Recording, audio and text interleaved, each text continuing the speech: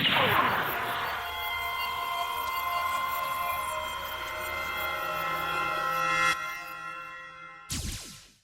guys, Gerbera97 again. This time with a review of the 100 scale Reborn 100 Gundam GP04G Gerbera, featured in the Gundam Encounters in Space PlayStation 2 game. And for colors, we get the basic Gundam colors. We have a lot of white going on. We have some blue on the chest, the head jewel, little pieces on the shoulders, the bottom of the feet, and even a little bit on the backpack. Then for the smaller details, we have yellow on the vents, we have red for the cockpit, which is more of a faded red rather than the vibrant red that we see a lot. And then we have some gray for the joints, other little pieces like even the thrusters on the shoulders, on the back. And to wrap things up, we have some clear parts inside of the head for the main camera, the eyes, and the back camera. So if you don't want to use stickers for those, you can simply paint the clear part and it will look awesome. Talking about stickers, at first glance it might look like we get a few too many, and that is because some of them could have been avoided. Mainly the gray ones on the Sturm boosters. And the thing is, these stickers are on both sides, they're pretty big, so to me it seems that would have been pretty easy to just give us a part for this and maybe even for that one. But other than that, all the stickers are completely what you would expect. Left eye, right eye, two very nice shiny green ones that go on the beam saber mounts right there. Of course, main camera, back camera. We have these green sensor ones on the bottom of the legs, one on each side. Nice green piece, a nice yellow piece right there. Shiny red on the kneecaps. Then we have the green one on his crotch right here. And finally, we also get a green one for the scope of the beam rifle. But we don't just get normal stickers, we also get a lot of clear marking stickers. And as you can see, and there are still quite a few left, even if you just follow the manual, so you can really go crazy stickering them up. And there's some really nice ones. 04, turn around, lots of warning stickers all over the place. The usual, please don't stick your head up the thruster, because that's always a bad idea. And the absolutely gorgeous one on the shield. Might be a bit of a pain to get that thing lined up, but once you do, that thing looks absolutely fantastic. And of course, the guys who made it, Anaheim Electronics, making anything from refrigerators to giant mobile suits. Now on to articulation. Head goes up very nicely, though when you want to push it really upwards, the head kind of goes a bit sideways. Forwards really nicely, turns around all the way. Just be careful not to get that V-fin or the antenna stuck anywhere.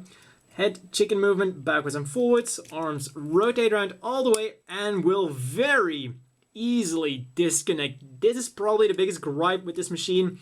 Trying to pose it might be a bit of a pain because the arms really like to pop off. As you see, all it requires is just one turn and there it goes. You go forward very nicely. For some reason, you can do this very easy, but once you start turning things around, they just fly off. Even some articulation with the thrusters inside there, up and down. Arm goes up about that far. Move the shoulder up, there we go. Once you get it, there we go. And that is a very nice bend going on there. Back, rotates around all the way, and this has kind of a clicky feel to it. It doesn't really do a lot, but when you turn it around, you do kind of feel it snap into place a little bit. Bends at the elbow at two joints, as it should. Hands on ball joints, will turn around, wiggle, and do everything a ball joint does. Now the waist has some really nice articulation. Goes forwards nicely, backwards, really nicely to the side. And will also rotate around. Once again, this kind of has this clicky feel to it. It feels like it clicks, but it's still a polycap. It's not like actually clicking into place, but I guess it does make it a bit stronger. Then on the back we have these thrusters that will also rotate around, go up and down, but these feel extremely loose. Like, this isn't actual articulation, this is just a joint being loose, and that is incredible. Like, wow, this is probably one of the loosest joints I've ever had on any Bandai kit, new or old. And really, it's just a little piece here. Luckily enough, it isn't weak enough that it just starts flailing around all over the place, but this is really something that should have been fixed, and something that could have been fixed very easily. Now back to the good stuff. Back's good. Moves individually up. Front skirts move individually up, allowing for some great mobility. Just look at that. Side skirts don't go up quite as high, so they do hinder the legs. The legs would have been able to go up all the way if it hadn't been for the side skirts, but to be fair to the machine, it is because of the way the side skirts are designed rather than the way the model kit is designed. Legs rotate around all the way, and once again, they like to pop off a little bit. Knees double jointed.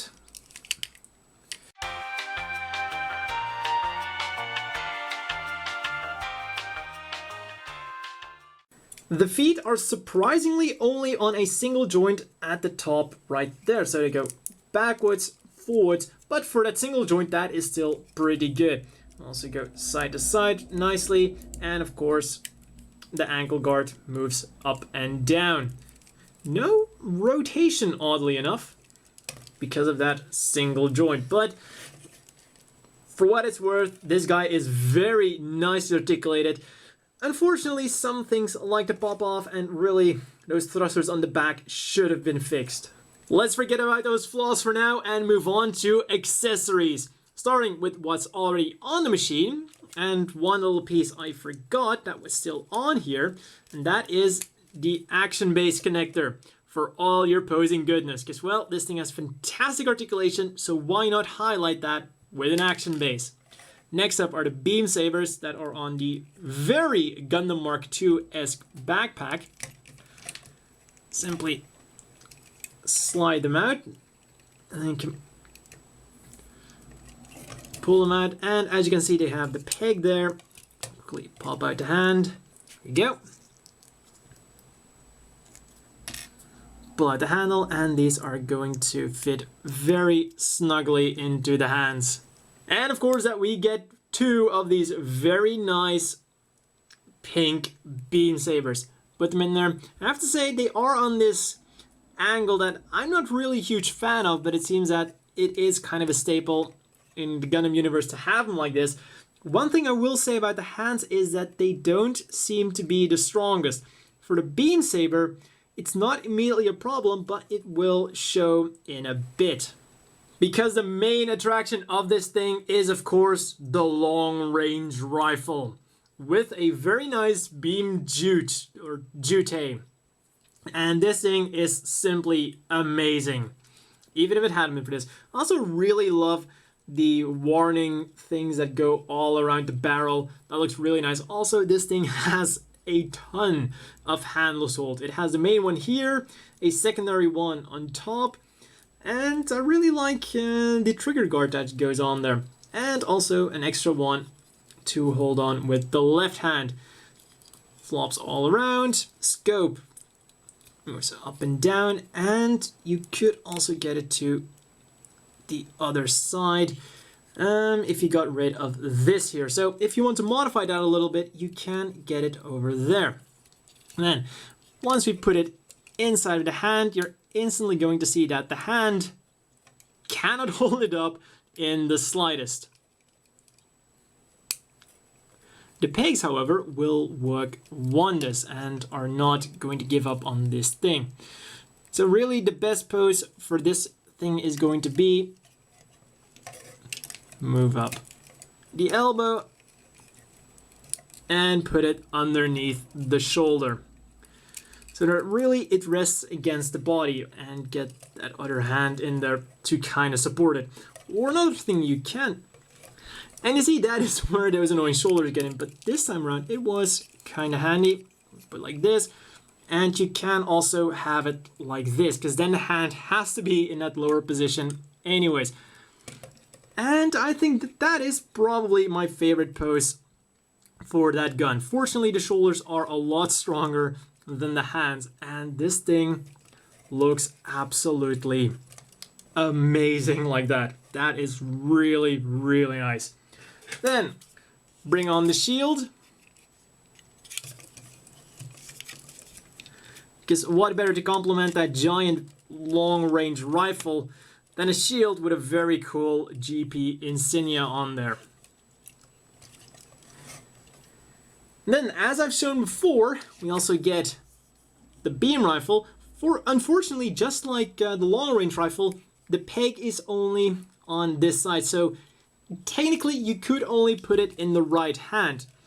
Now, the good news is that even though the peg is there, well, that the peg is on the wrong side, he can still kinda hold on to it. It is going to sag a tiny bit, but it's hardly noticeable at all. And as long as you don't put it upside down, he's going to hold on to that beam rifle absolutely perfectly. And that is really nice. Because, well, you have a machine, you have one badass gun, and then, you know, the beam rifle is a very nice backup weapon, just in case you meet some normal Zakus. Of course, with a fantastic machine like this, you want to keep on going, and that's why we're getting these Sturm boosters. And this is the one that goes in the middle, and the cool feature about this thing is it actually serves as a stand on the back. I'm going to put this in here. This will actually provide stability for when you have all the Sturm boosters attached to it. Now, if you're going to put them on an action base, you can simply remove this foot and attach this to the underside there so that it doesn't look weird. And that is a pretty cool thing they did there. Then the other boosters, just gotta make sure we put the Anaheim sponsor on the outside. There we go, and then all that's left to do is to put these boosters inside those indentations, and there we go. And this is a pretty massive machine to display, and this is probably also something very important to keep in mind. If you want to display them with the Sturm boosters, you're gonna need a lot of space, because this is like 3 times the normal mobile suit. But nobody can deny that with an action base, this is awesome. And to wrap things up, we also get 2 closed fist hands. But with all the accessories we're getting, you're probably not going to use those. As always, the inevitable question is, do you want to buy this? And well, it's a bit yes and a bit no. But most importantly, are the flaws enough to keep you from buying this thing if you really like the Gerbera? Absolutely not. Even with those few flaws, it's overall still a very solid machine with great articulation, fantastic accessories, and some really nice looking stickers. Just look at that shield. And at 3,500 yen, it might be a bit on the high side, even coming close to some of the monster grades. But overall, if you like the Gerbera, you're absolutely going to love this machine. Sure, those boosters, well, those thrusters here on top being so loose is absolutely unforgivable, but you can overlook it with everything else. One thing I am a bit disappointed is that the shoulders are still, you know, they still pop out as easy as on the Gundam Mark III, but I hope that they will fix that with future iterations of the Reborn 1100 line. But that, of course, also means that there are better deals out there.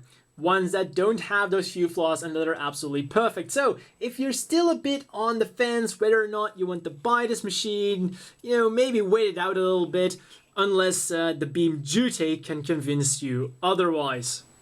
Now, for some size comparisons, here he is next to the other Reborn 100, the Gundam Mark III, and the Gundam version Katoki. And just look at those awesome Katoki style heads.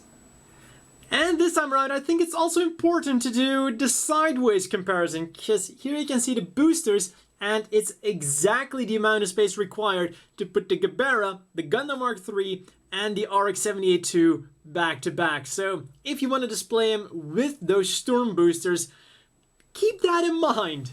And of course, I can't forget about the Nightingale. But just because it's the biggest Reborn 1100 doesn't necessarily mean that it's also the best. And frankly, despite its few flaws, I would say that the Gerbera is actually one of the best ones so far out of all three. Yeah, might not be saying a lot, but especially with that Katoki design, it really stands out with its design. It looks absolutely fantastic. The Gundam Mark III also has great articulation, a fantastic color scheme, but for some reason personally, the design doesn't do as much to me as the Gerbera does. Looking at these three together also makes me very excited to start building on the DJ and wondering if they finally fixed the shoulder joint, which with the Mark III and the Gerbera, the DJ might be the one that will fix that. And on top of that, it also makes me wonder which the next Reborn 1100 is going to be. You know, it's a fantastic line, still has a few improvements left to be made, but overall the Reborn 100 line is really starting to become a nice niche line for mobile suits that otherwise wouldn't have been made into master grades anyways. And once again, a sideways view, the Gerbera, well, it's very long as well, but not quite as long as the Nightingale, though with the long-range rifle, he can kind of rival the Nightingale. And finally, here is next to the Gerbera Tetra, the machine that was made out of the data of this unfortunately never finished machines. And really, other than a few minor similarities and a very similar role that they play, there really aren't that many similarities between the two. Like I said, the role, both of them are high-speed assault machines, but other than that, they are absolutely their own machine. When we turn them around, you can see some of the similarities. You have the very big thruster here at the bottom. You have some verniers on there. Like those cowls are very similar. And then the backpack kind of has that similar design idea going on with the big boosters, but then the Gerbera Tetra would have that cone thing on it. And also the shoulders, both of them have that giant thruster sticking out. But other than that, they are absolutely their own thing. Like the Gerbera has the Vulcans on there, and well, the normal Gerbera also seems to have some kind of gun going on there, but I haven't been able to find any kind of confirmation that that thing there is actually a gun, though it absolutely looks to be some kind of a Vulcan gun, and it would make sense to have a Vulcan gun right there. It would be cool if it was one. So then, that's all for this review, and see you guys next time.